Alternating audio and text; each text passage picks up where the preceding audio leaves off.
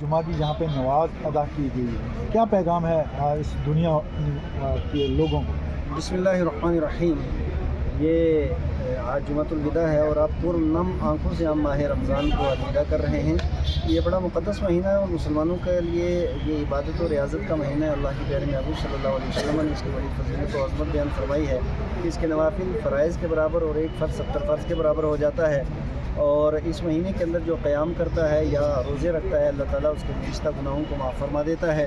और इसमें पूरे दिन रोज़ा रखा जाता है और फिर अपने रोज़े को बचाया भी जाता है और अल्लाह तबारक व तआला अपना क़ुर्ब अता फरमाता है। बहरहाल माह रमज़ान के अंदर यानी आप देखिए 12 या 14 घंटे बंदा भूखा रहता है, तो उसका पैगाम, एक खामोश पैगाम ये भी है कि इंसान देखे कि दुनिया के अंदर भूख कितनी सख्त चीज़ है और एक इंसान अगर भूखा रहता है तो उसे खाने और पानी की कितनी ज़रूरत है। यही वजह है कि जो आदमी किसी भूखे को खाना खिलाए, नबी पाक अलैहिस्सलाम की बारगाह अक़दस के अंदर एक सवाल हुआ, या रसूल अल्लाह, सबसे नेक और सबसे अच्छा अमल क्या है? तो आक़ा करीम अलैहिस्सलाम ने इरशाद फरमाया, भूखे लोगों को खाना खिलाना। ये सबसे इत्आमुत ताम, भूखे लोगों को खाना खिलाना, ये सबसे अच्छा काम और सबसे बेहतर अमल है। तो इस वजह से हमें ये चाहिए कि हम भूखों को खाना भी खिलाएं और उनकी भूख का हम एहसास भी करें। और इसी तरीके से इस महीने के ताल्लुक़ से अल्लाह के प्यारे महबूब अलैहिस्सलाम ने इरशाद फरमाया, मन सामा रमज़ान ईमान व इहतिसाबा, ईमान व इहतिसाब के साथ। और इहतिसाब मुहासबे को कहते हैं, यानी हमें अपने नफ्स का भी मुहासबा करना है, हमेशा गंदी चीज़ों से, बुराइयों से, क्योंकि एक महीना हमारी ट्रेनिंग का होता है।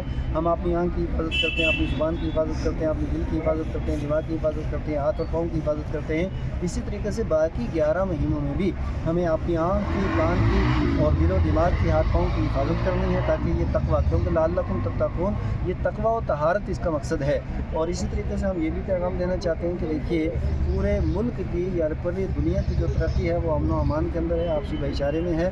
तो इसी तरीके से हम ये चाहेंगे पूरे मुल्क के अंदर शांति रहे और पूरे इलाके के अंदर, जम्मू कश्मीर के अंदर, हमारे ज़िला पुंछ के अंदर और अन करीब इंशाअल्लाह ताला हमारी स्टेटहुड भी वापस आएगी। सर, जो वक्फ बोर्ड तक वक्फ तरमीमी बिल का ताल्लुक़ है कि किसी सूरत में केरला से कन्याकुमारी से लेकर के ज़िला पुंछ तक किसी भी मुसलमान को ये काबिल कबूल और किसी को मंजूर नहीं है। तो जब ये मुसलमानों के फ़ायदे के लिए अगर आप बनाना चाह रहे हैं तो फिर मुसलमानों के जज्बात का एहतराम किया जाए, और अगर मुसलमानों को दबाना चाह रहे हैं तो फिर उसके बाद आप समझ सकते हैं कि इंतशार कितना हो सकता है, जो आप सोच भी नहीं सकते। तो इस वजह से हम ये आपसे दरख्वास्त करेंगे कि जिस तरीके से ये बिल लाए हैं, इसी तरह इसको वापस करवा दें। इसको पार्लियामेंट के अंदर इसको पेश करना भी मुसलमानों की तौहीन है।